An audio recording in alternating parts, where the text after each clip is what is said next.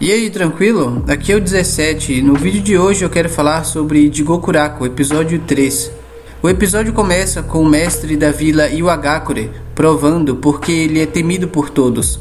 Nas lembranças de Gabimaru, vemos seu mestre sendo atravessado por lâminas e derramando suas entranhas no chão.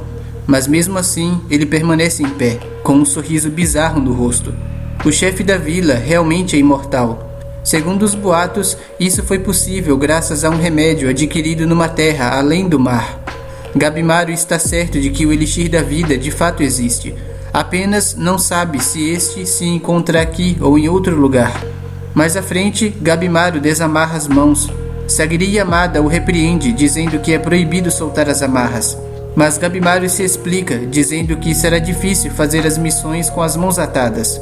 E de fato será mesmo, embora nós já tenhamos visto no episódio anterior que ele consegue se defender bem mesmo com as mãos atadas, num ambiente tão hostil quanto essa ilha, embora não pareça, estar com as mãos atadas seria uma desvantagem para ele, pois deixaria seus movimentos limitados. Entretanto, Sagiri se mostra inflexível. Goste ou não, esta é a vontade do governo. Sendo ela vigia de criminosos, não pode ignorar tentativas de quebrar as regras.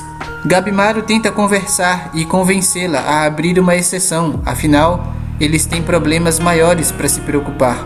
A água e a comida que deram para eles vão durar apenas 3 dias, e a única pista que eles têm do Elixir da Imortalidade é um desenho mal feito de uma fruta. Como dito antes, não se sabe muito sobre essa ilha e sobre o Elixir que eles estão procurando. Então, basicamente, eles foram entregues à sorte e também entregues ao azar.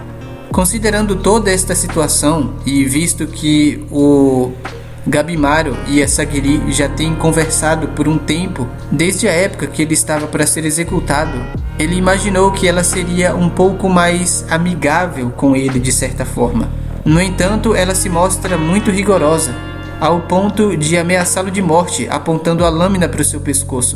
Ela afirma que não é uma aliada, ela é uma executora, e não se importa com Gabimaru. Se ele vai morrer, ou se ele vai encontrar o Elixir, ou se vai conseguir o perdão, não faz diferença nenhuma para ela. Gabimaru, estando numa posição mais delicada, prefere evitar conflitos e aceita ter suas mãos atadas. Porém, ao fazer isto, ele baixa a guarda e, de repente, ele é subitamente atacado por um outro criminoso que também embarcou na ilha. Sagiri está surpresa, e eu me pergunto por que será. Imagina-se que tenha sido um susto, mas veremos mais pra frente o porquê disso. Felizmente, Gabimaru sobreviveu a este golpe, graças ao corpo ninja resistente, coisa que nós já vimos desde o primeiro episódio. Ele não teve grandes dificuldades em lidar com este ataque, mas o que de fato lhe incomodou foi algo que ele reparou e ele aponta e questiona para Sagiri, porque o outro criminoso está com as mãos desamarradas. Sagiri fica sem jeito nesta situação e ela questiona o outro monitor do clã Yamada, o qual critica ela por ser muito antiquada. A fim de conseguir realizar a missão pela qual eles vieram aqui fazer, ele permite que o criminoso fique com as mãos livres para que possa se defender e atacar melhor. Ninguém vai ficar sabendo disso. Quando eles voltarem, o monitor simplesmente amarra as mãos dele de volta. Ouvindo isso, Gabimaru cobra menos exigência por parte de Sagiri. Descobrimos então, por conta deste monitor do clã Yamada, que os membros do clã Yamada são classificados num ranking e a Sagiri está no nível mais baixo. O que explica porque ela ficou um pouco preocupada com Gabimaru ao ser atacado de repente. Ela fala que não se importa com ele, mas na real ela se importa sim. O sucesso das pessoas que ela traz para as missões tem uma certa influência no trabalho que ela faz. Então basicamente ela mentiu. Ela quer apenas parecer que está no comando. O criminoso inimigo conta que não tem nenhuma pista a respeito do Elixir da Vida Eterna.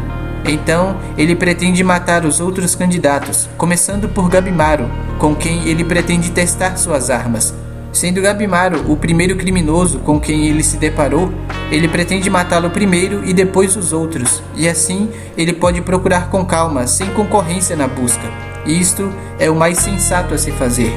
Os monitores são apenas vigias, não vão se intrometer na luta. Os criminosos podem se enfrentar à vontade, sem interrupções. Porém, antes da luta começar, a chata da Sagiri Yamada pede que o Gabimaru coloque as amarras de novo, deixando ele em desvantagem, visto que seu oponente está completamente livre. Felizmente, Gabimaru é portador de grande resistência física. Sendo assim, nenhum dos ataques contra ele surtiu o efeito esperado, o que deixa seu adversário surpreso. Apesar de pequeno, Gabimaru é mais forte, e ao longo da luta, vemos que a força dele consegue se sobressair, e ele consegue enfim derrotar seu inimigo sem grandes dificuldades. Imagino que o motivo pela qual a Sagiri está no nível mais baixo entre os membros do clã Yamada é porque ela deve fazer questão que todas as pessoas que ela traz cumpra as regras. A regra de ficar com as mãos atadas. E imagino que os outros membros do clã Yamada não sejam tão rigorosos com relação a essas regras, o que deixa os condenados sob a supervisão dela com uma desvantagem com relação aos outros. Gabimaru é um caso à parte, afinal ele foi criado por um chefe de uma vila bastante conhecida, onde há muitos ninjas perigosos e o mestre da vila é imortal. Então, Gabimaru está acima da média. Não é à toa que há tantos rumores a respeito dele. O monitor do clã Yamada, chamado Kisho, corta a cabeça do condenado que foi derrotado para levar de volta. Isso faz parte do dever deles como vigia dos criminosos. Sendo assim, ele não tem mais negócios a tratar nesta ilha e se prepara para partir. Sagiri pede que Kisho tenha cuidado e volte com segurança. Embora este seja um lugar paradisíaco, cerca de 60 homens estão desaparecidos nesta ilha. Estando ciente disso, ele conta que teve a sorte de poder estar voltando para casa mais cedo, e alerta Sagiri, dizendo que ela é quem está em perigo ao lado deste criminoso e os outros criminosos também ao longo da ilha. Estar com as mãos amarradas não é garantia de coisa nenhuma. Assim que atracaram na ilha, algumas coisas já começaram a acontecer. Alguns criminosos quiseram reduzir o número de candidatos, outros fizeram parcerias e falsas alianças. Eles não se importam com as regras da sociedade e satisfazem apenas os desejos de seus próprios corações. Farão o que for preciso para sobreviver. Sagiri questiona se quebrar as regras não invalida o perdão deles. Mas no fim das contas, o que realmente importa é voltar com o Elixir da Vida Eterna.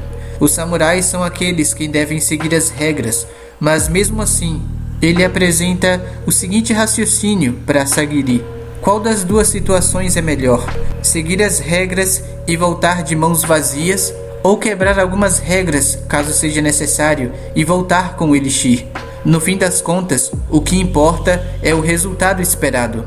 As regras são apenas ilusões que funcionam apenas para aqueles que acreditam nelas, e essas não se aplicam a esses sujeitos.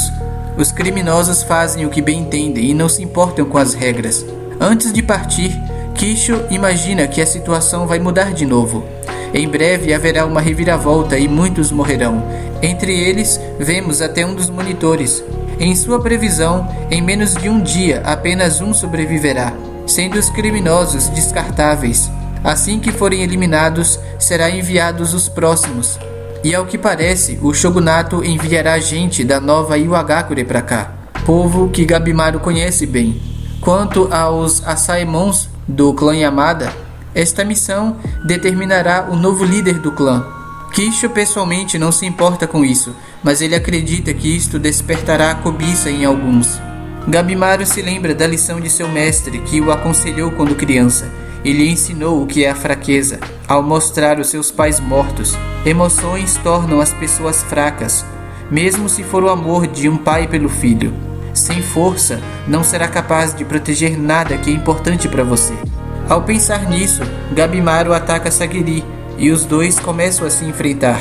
Embora seja contra a regra matar o monitor, como já foi explicado antes, após ouvir o que Kisho disse, Gabimaru entende que a prioridade número 1 é adquirir o Elixir da Vida Eterna e voltar com ele.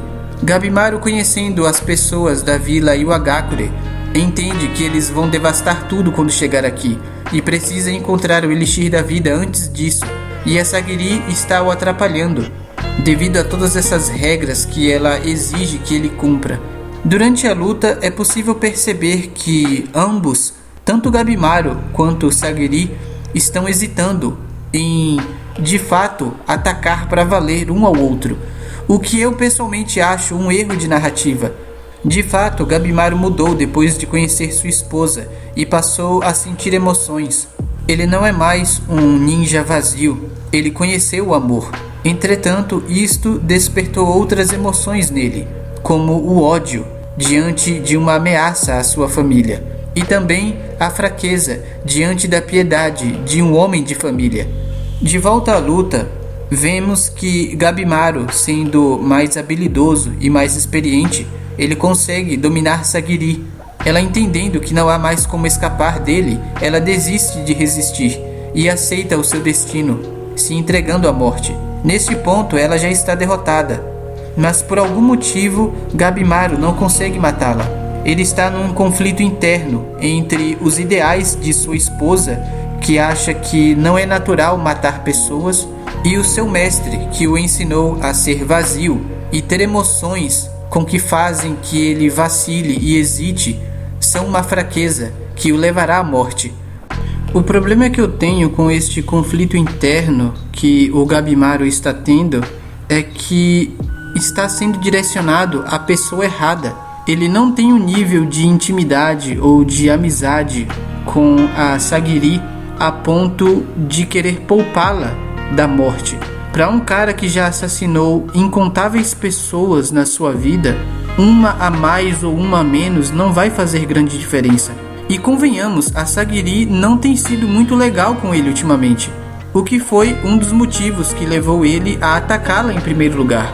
Ele percebeu que ela estaria atrapalhando mais do que ajudando.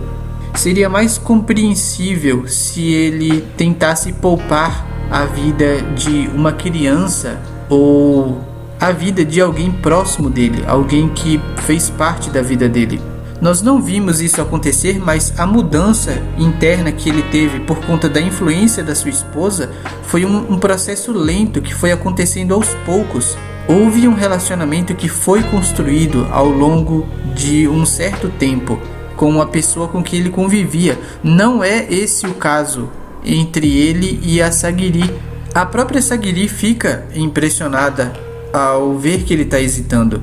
Do ponto de vista dela, ela entende que Gabimaru foi enganado pelas pessoas que o criou e que na verdade ele não é vazio, ele é um ser humano com emoções. E vemos nessa cena que o Gabimaru está tendo tanta dificuldade com esse conflito interno que ele chega a derramar lágrimas, o que eu pessoalmente acho lamentável. Essa é uma tentativa de humanizar o personagem que não faz o menor sentido, foi feito no momento errado. Um personagem que foi construído como sendo um assassino frio, conhecido e temido entre outros assassinos, agora se mostra um cara com um coração inclinado a salvar uma pessoa que tentou matá-lo há poucos minutos atrás. A Sagiri, de certa forma, se enxerga no Gabimaru, porque ela tem dificuldade em matar pessoas e carregar o fardo que é tirar vidas. Mas no caso dela faz sentido, porque ela foi criada num ambiente totalmente diferente. E ela percebeu através do Gabimaru que ela estava fazendo a coisa errada. Em vez de tentar fugir dos problemas do seu próprio coração, na verdade ela percebeu que corajoso é quem encara as suas próprias emoções.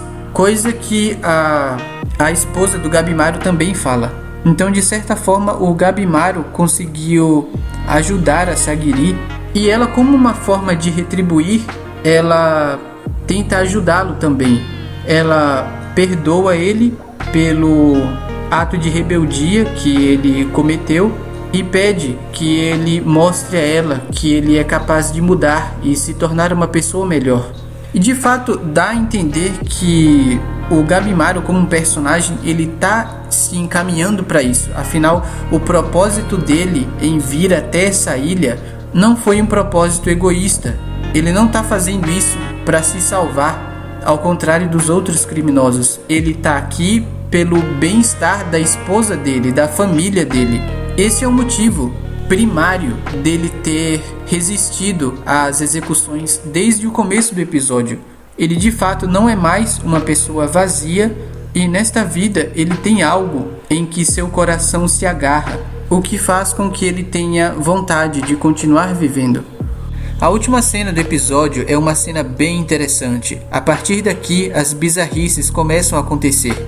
Numa cena onde há um mentor do clã Yamada e um criminoso condenado, eles acabam chegando num local estranho onde há esculturas humanas.